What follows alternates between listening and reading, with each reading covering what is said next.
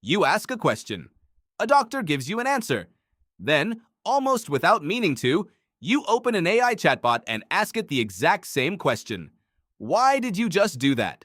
You told yourself you were double-checking, but the real answer is far stranger. Somewhere in your mind, you trusted a machine's answer more than a trained human expert, and you may not have even noticed it happening. This is not about artificial intelligence being smarter than people. It is about something much older in how your brain assigns trust.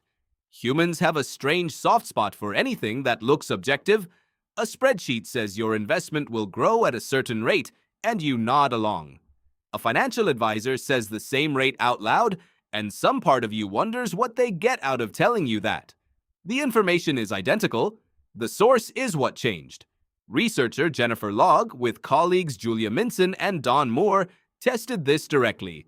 They gave people a task like guessing someone's weight from a photo, then offered advice attributed either to a person or to an algorithm. Participants weighted the algorithm's advice more heavily, even when it was identical, and even when the person was described as an expert. Why would you trust a string of code over a trained professional? Because a machine appears to have no agenda. It does not get tired. It has no ego to protect. A human expert comes loaded with the baggage of being human. They might have a bad day. They might want to be right more than they want you to be helped. This is sometimes called a halo of objectivity. Psychologists have studied a related idea for over a century, since Edward Thorndike documented the halo effect, where one positive trait quietly colors your judgment of everything else about a source. The machine seems neutral, and that neutrality glows outward, making its answers feel trustworthy, even on topics where neutrality has nothing to do with accuracy. But here is the twist. This trust in machines is not stable. It is closer to a glass floor, solid until it suddenly is not. Researcher Berkeley Dietvorst, with Joseph Simmons and Cade Massey, let people watch an algorithm forecast outcomes, outperforming human forecasters on average. Then participants watched it make a single small mistake. People became significantly less willing to use it again, even though it was still more accurate overall. Watching a human expert make the same mistake did not trigger nearly as much abandonment. You expect humans to be imperfect, so a mistake barely changes your view of them.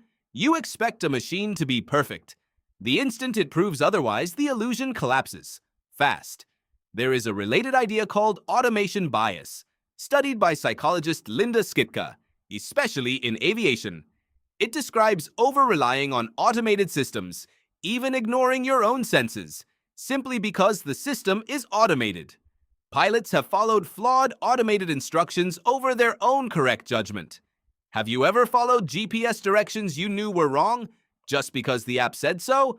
That is automation bias, the same force that has steered pilots and doctors leaning on diagnostic software.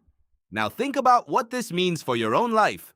You ask an AI model for medical information instead of calling your doctor back. You trust an algorithm's hiring recommendation over your own gut feeling. You believe a chatbot's confident paragraph over a forum post from someone who actually lived through your exact situation. None of this is a judgment about which source is smarter. It is an old psychological shortcut dressed up in new technology. Objective seeming equals trustworthy seeming. That shortcut worked fine when the choice was a calculator versus shaky mental math. It works far less well when the calculator is a language model confidently generating an answer that sounds authoritative whether or not it is correct. Artificial intelligence does not actually know when it is wrong. A doctor who says, "I'm not sure, let's run more tests," gives you valuable information. A confident AI response carrying that same uncertainty gives you no such signal.